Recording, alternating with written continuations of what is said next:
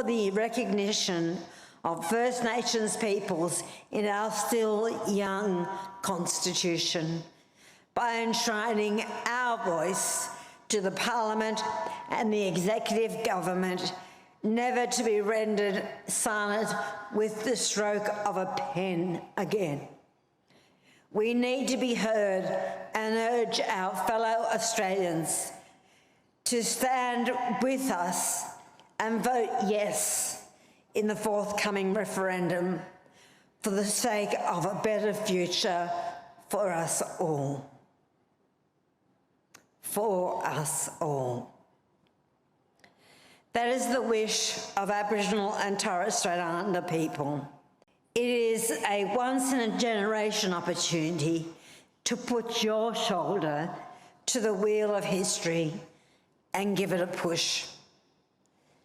It is symbolic and it's practical, because the Voice will be an independent advisory body selected by Aboriginal and Torres Strait Islander people. It will give advice to the Parliament and to government on matters relating to Indigenous people and communities. It is an opportunity to ensure we are getting the best possible advice from the ground.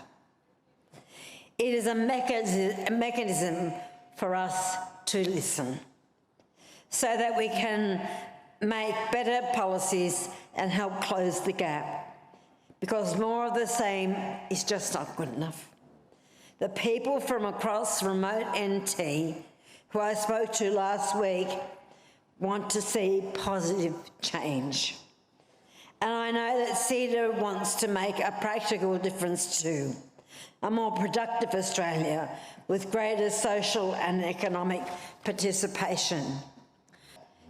The No campaign is doing either of these things. The No campaign is doing either of these things. Friends, I fear that the No campaign are importing American-style Trump politics to Australia. At the heart is a post-truth approach to politics.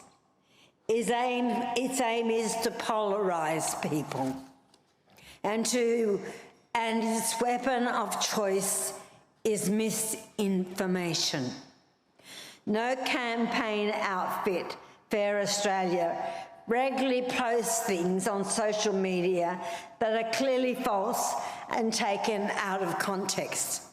For instance, the No campaign uses an image and a quote from Bob Hawke on social media as if to suggest that the former Prime Minister didn't support recognition of Indigenous Australians. Taking a leadership role in is remote economic development and employment. Communities have been let down by the failed community development program. It's been a scheme for almost a decade. It didn't help people make the most of opportunities. Communities know what they want: libraries, mechanics, aged care services. They want the skills to build and maintain houses and infrastructure. But instead of listening to these ambitions, we have spent years and probably billions of dollars on poor policy outcomes and missed opportunities. And this happened because there was no structural accountability for local communities. I think what we need to do is really understand the history and understand the challenges that exist in Aboriginal and Torres Strait Islander communities right across the country. When you look at the current circumstances of our communities and the challenges that exist in those communities, they haven't just happened overnight. You know, it's taken decades to create this disempowerment that exists in Aboriginal communities.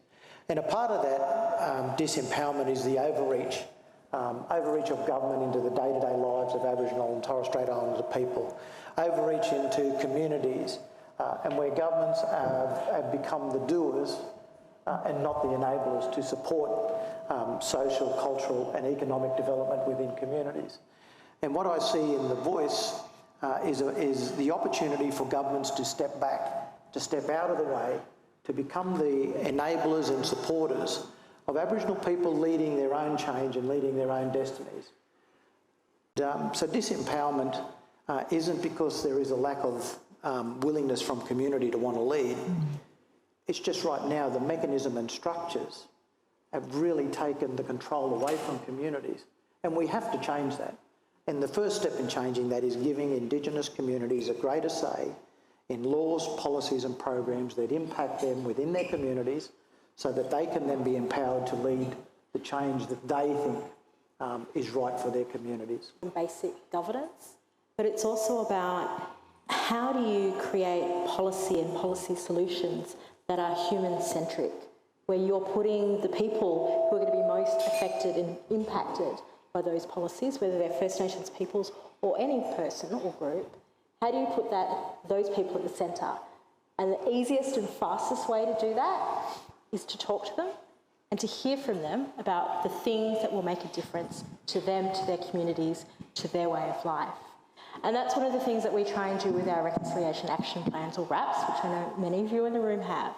It's how do we change up the system and the structures that are just not working, that are not appealing or engaging with First Nations people, and that structurally are leaving us out of conversations, are leaving us out of opportunities, but also leaving you in your businesses out of some of those opportunities for us as customers, as massive landowners, particularly across Northern Australia, who have lots of knowledge that is there to be shared. So it's something that we automatically do, and if you have a RAP, you will know this, because one of the core actions in a RAP is to have a governance structure that has First Nations people advising your organisations, your leadership, your structures, your SCTs, about how you can work together.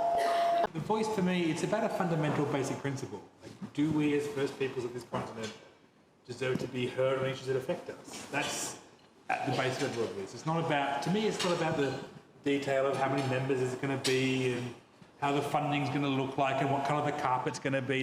These are almost irrelevant questions. It's really about, this country's built on a document that was built around our exclusion. And our politics has functioned on the basis of that exclusion for 120 odd years. It's fundamentally wrong. And so for me, the voice is obviously, it has the practical outcome, it has the tangible benefits to our community. Our communities have the solutions to most of the problems we're facing. Government just isn't willing to listen. Canberra, no offence to any Canberrans in the room, but Canberra isn't held in high regard in our communities. Why would it be? And so this idea that we have a voice is, well, it actually brings our communities in from the country into this place to speak to what is affecting us and what needs to be done about it. And it helps to reset that historical exclusion that started well before 1901, but that was formalised in 1901 and has continued every single day since. Expected. People are interested in views on the assertion. We had the Leader of the Opposition speaking today at lunchtime, and he, of course, called for detail on the how the voice will work, and was critical of the lack of detail being made available prior to a referendum. So the audience is interested in your response to that.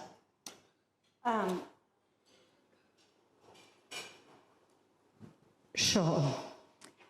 Well, I spoke to you earlier about misinformation.